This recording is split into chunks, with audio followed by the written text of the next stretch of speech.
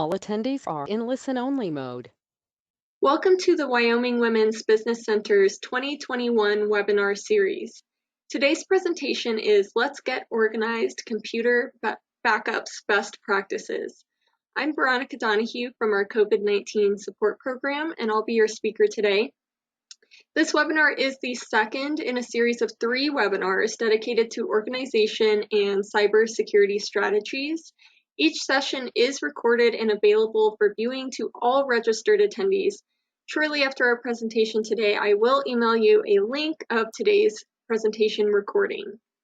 You'll notice the GoToWebinar control panel on the right side of your screen. I want to call special attention to both the questions panel and the chat box. If you have any questions or comments during the presentation today, I'd like you to use those to communicate with us. And as a reminder, all participants are muted to minimize background noise. Immediately following this presentation, a survey will launch, and I do ask that you please complete the survey as it provides us and our funding partners with valuable information. We really do like to read your feedback, and I saw a lot of feedback on my last video, so I'm going to hopefully slow it down a little today. But of course, if you can complete that survey, it would really be greatly appreciated. Let's get started today with some quick information about the Women's Business Center before we dive into our topic. And there will be some time at the end for questions. So I've invited my colleague Rebecca to help me monitor questions today. So once again, if you have any questions or comments during the presentation, feel free to type them into that chat box or questions panel.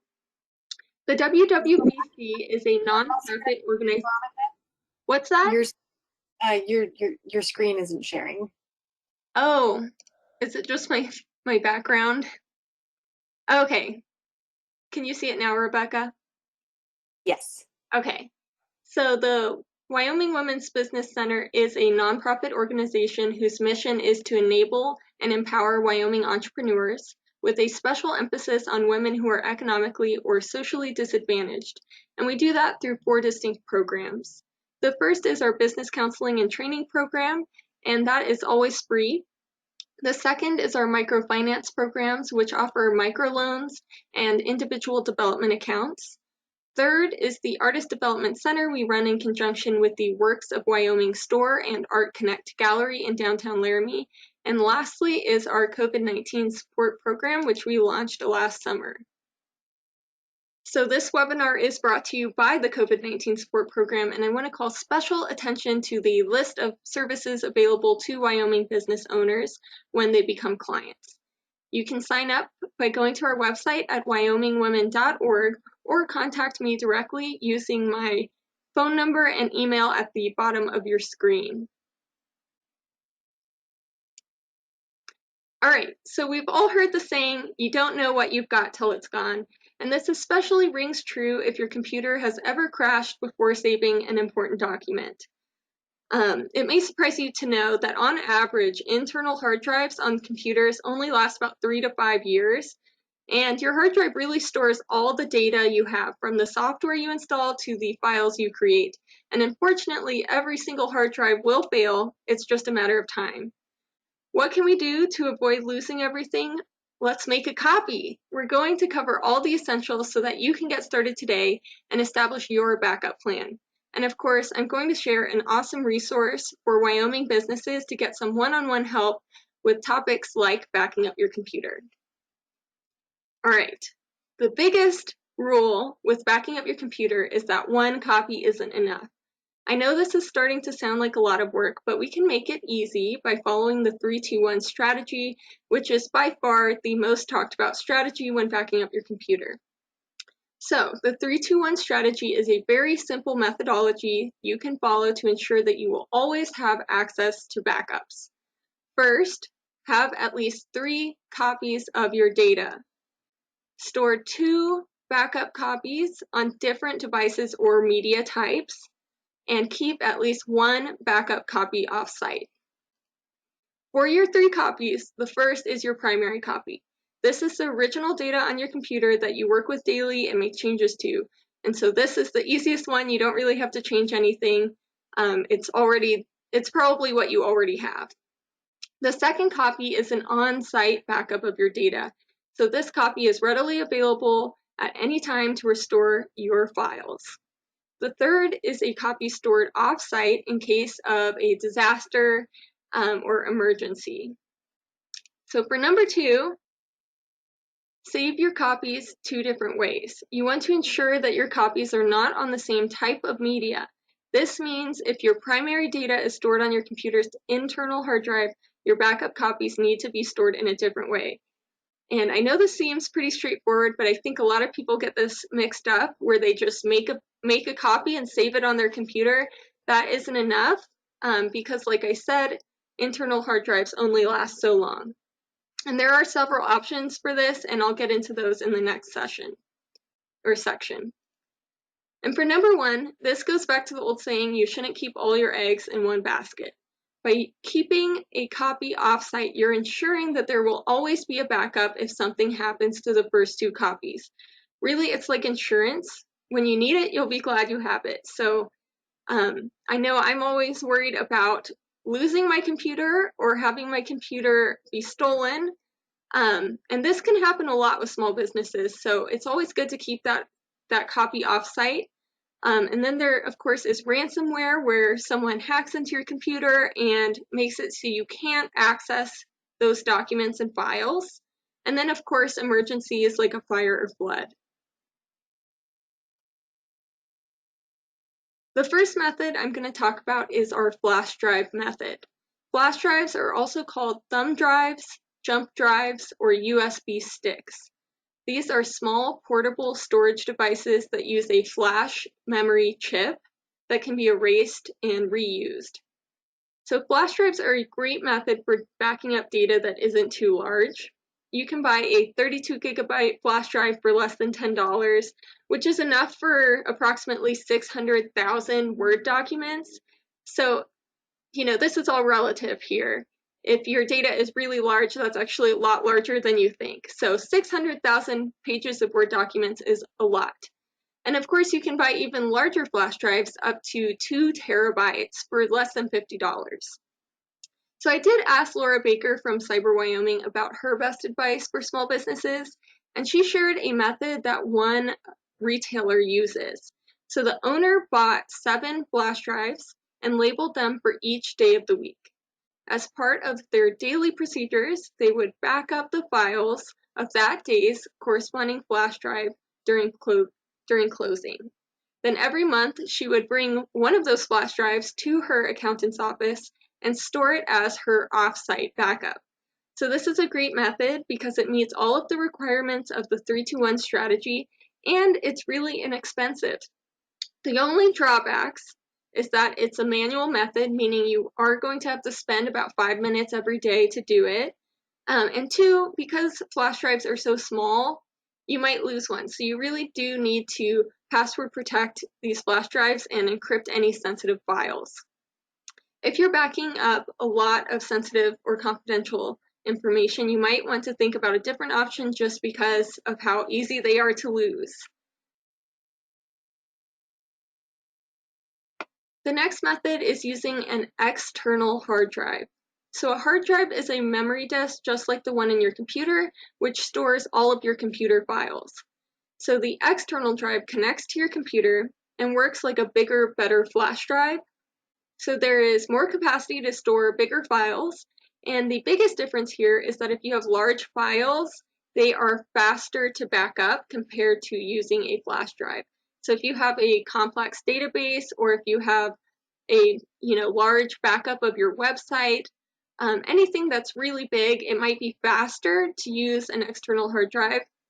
And you will notice that many photographers, designers, and video editors use external hard drives almost religiously. And that's because they typically need a lot of storage, and external hard drives can really meet those capacity requirements. So you can get a 4 terabyte hard drive for about $100, or a 10 terabyte hard drive for less than $200.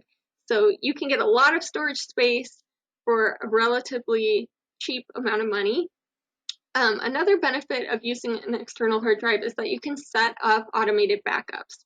So if you work with Windows, you can either use the Windows 7 legacy program called Backup and Restore, or their new program called File History. And so this is already on your computer, and you just have to plug in your hard drive and set it up. Of course, if you use a Mac, there is the Time Machine app that works in a very similar way.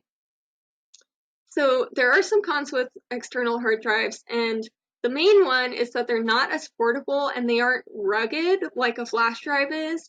They basically have some of the same vulnerabilities that your internal hard drive has, meaning, if you drop your computer, that's not good. So you can't really drop these or, take them hiking with you. And of course, it has to be plugged in to make the backup. So there are two cons with this one. If you have automated your backups, you're probably keeping it plugged in a lot, and that makes it accessible, just like your computer, for ransomware. All of that data is still vulnerable, and of course, for hardware issues, like if there was an electrical surge, your computer might also damage your hard drive in an electrical surge, but that might also happen to your external hard drive if it is plugged in to electricity. And of course, this all goes back to your over cybersecurity plan and encrypting all that sensitive data. So if you're encrypting all of your important files that you don't want anyone to see, and you run into ransomware, you're more protected than if you don't encrypt your data. One strategy I've actually seen a lot is to have multiple external hard drives.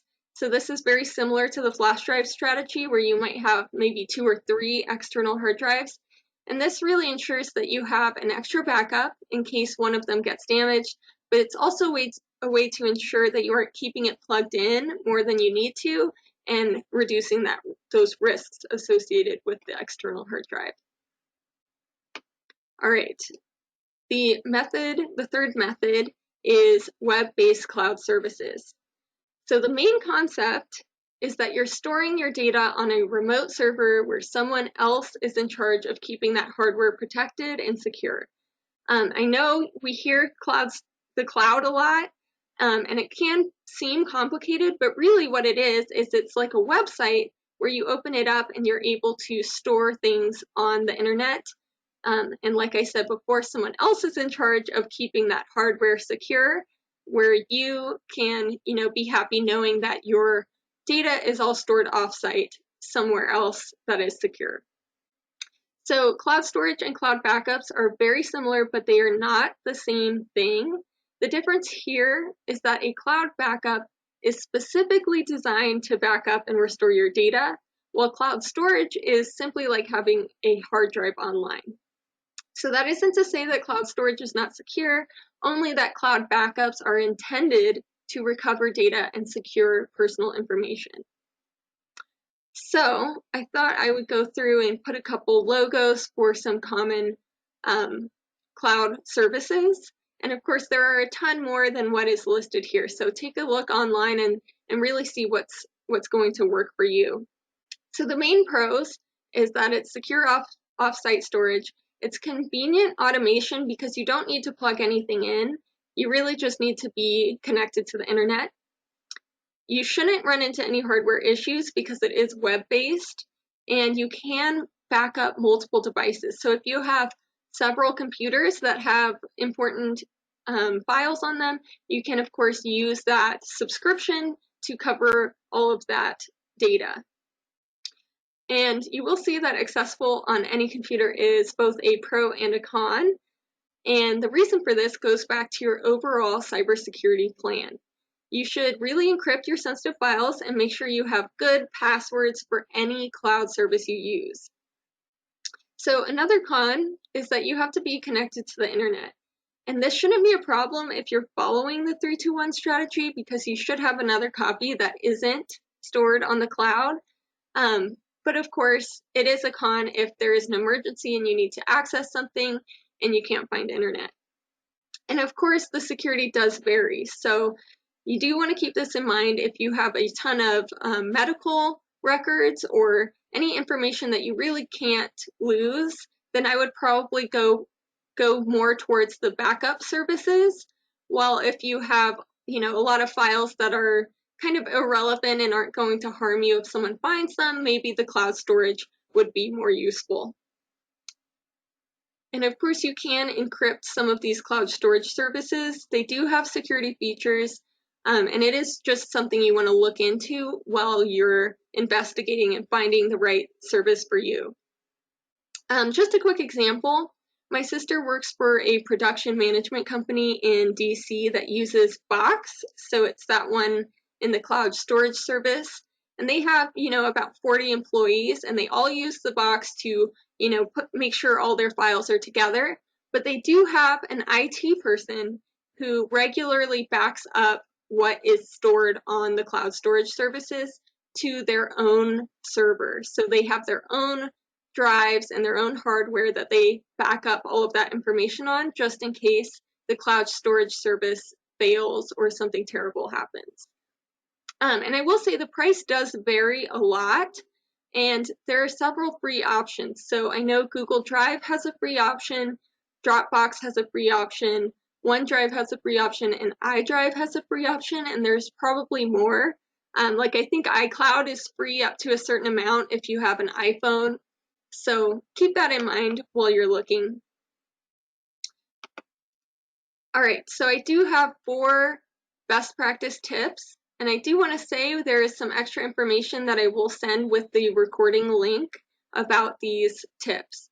So the first tip, follow the 3-2-1 strategy, and this is the overall, best practice, always follow the 3-2-1 strategy. And that's because it really covers all your bases, and it's like having, a backup option always. You never want to be without an emergency backup. Number 2, regular and frequent backups. So it is recommended that you back up your most important files once a week. Of course, I favor the automation systems because you don't have to think about it. You know they're going to be backed up, and you might not have to spend as much time on it. Number 3, I said this a lot, encrypt your sensitive files. I am going to send you a tutorial about this, but basically you're adding a password to a file just to make sure that only the right people can get in. And then number 4 is test your backup and make sure it works. So this is true for all 3 methods I talked about today. So for your flash drives, you want to make that backup and unplug it, replug it, and make sure that you can access those files again. There's always that warning that comes up when you're unplugging a flash drive and it says, hold on, you have to eject the flash drive. See, that is one reason why you want to test your backup, because there could be a mistake and you just want to make sure it's working. For the external hard drive, same thing. You just want to make sure that nothing got messed up when you unplugged your external hard drive. And then, of course, for the cloud files and any synchronization, you just want to, regularly check in that it's still doing what you need it to do. And that, of course, is a huge tip because you don't want to be making backups that don't work. All right, so I'm going to open it up to questions.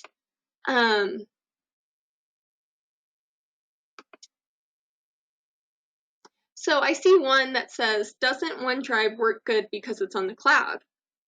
So OneDrive, of course, is cloud-based, but of course, if you have a Microsoft subscription and maybe you have Word and Excel on your computer and you pay for it, usually that comes with some storage on OneDrive. And the cool thing about OneDrive is that you can automatically save those files. So like I said at the beginning, when you're working on an important file and your computer crashes and you lose it, OneDrive has that synchronization that will avoid that problem. So I think it's great because it's on the cloud and because it has that special feature where it automates the saves on your Word document while you're editing it.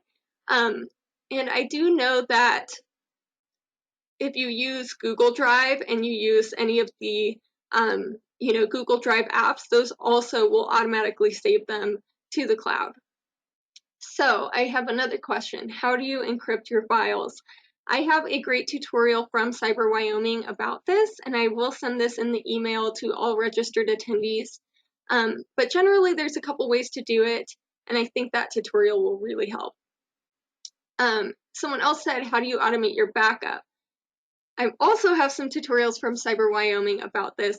Of course, if you use Windows, you can use that file history program, and if you use Mac, you want to use that Time Machine app. Okay, someone else asked how to get good or how to find some good tutorials. I tried some backups and it was completely unsuccessful. So I think this is a common issue. You know, if you're ready to back up and you try something new, sometimes it can be really hard to find a good tutorial. The good news is Cyber Wyoming is a great resource, especially if you join their cybersecurity competition, because they can give you one-on-one advice for that. But generally, my advice for finding a good tutorial would be to either look into whichever service you're using. So if you're using a cloud-based service, they should have some good tutorials on their website. Or if you're using the external hard drives, of course, you can just generally, take all your files and put them into that folder that's connected to the external hard drive. But of course, I would look into Windows, look into the Mac Time Machine and maybe just YouTube it and see if there's any good tutorials for the Time Machine. And then, of course, for the, I forget what it's called. It used to be Backup and Restore. But in general, either contact Cyber Wyoming and join their competition, look for the tutorials I'm sending you in the email, or YouTube that specific task that you're looking for. Okay, I see a couple more questions came in.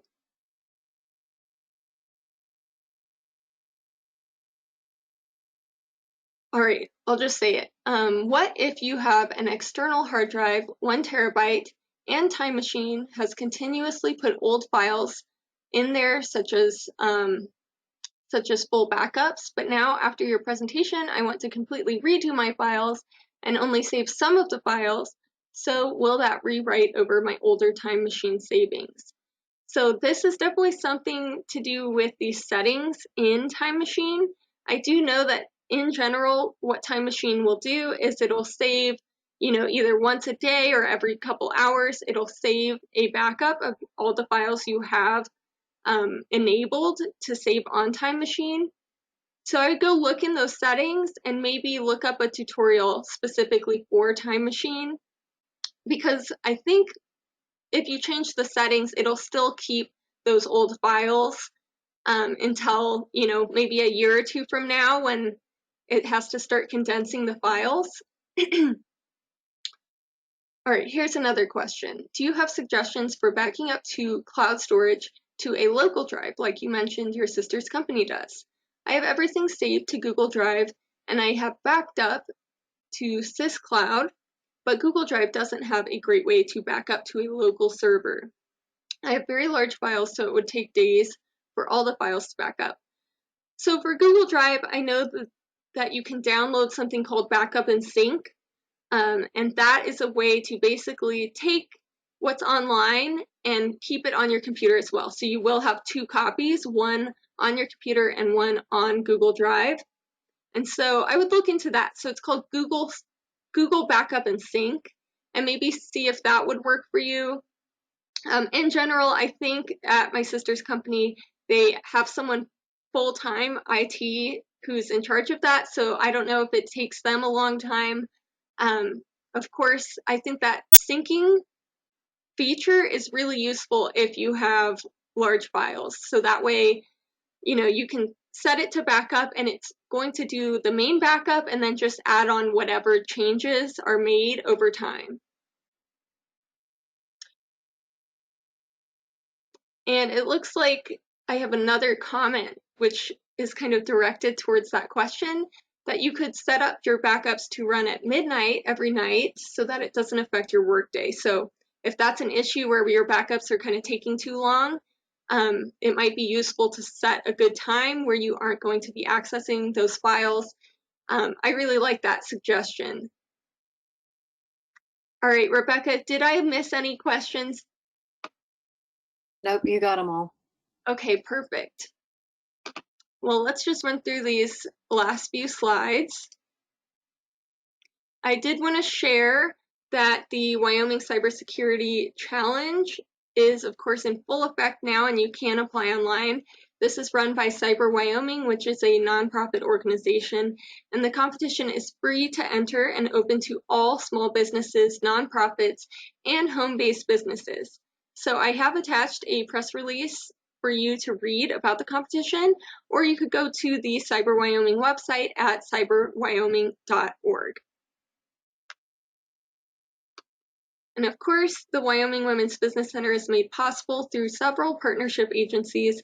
The center's primary funding comes from the U.S. Small Business Administration and the Wyoming Business Council. The WWBC is so thankful for the support and guidance of its partners, and we look forward to the work ahead. Of course, if you're interested in any one-on-one business counseling or in those COVID-19 support program services, you can contact Jonathan for business counseling, or my contact information is here as well in case you're interested in becoming a client of the COVID-19 support program. And if you enjoy these webinars, we do have a ton of topics coming up. Remember to visit our website at wyomingwomen.org and click on training to register to our webinar events for free. And of course, you can see our past webinars on that page or on our YouTube channel. Just go to youtube.com and search Wyoming Women's Business Center. Thank you so much for attending. Of course, when I close this webinar today, a survey will pop up on screen. It's a quick 5-question survey, and I ask that you stay online and complete it for us. And thanks again for attending.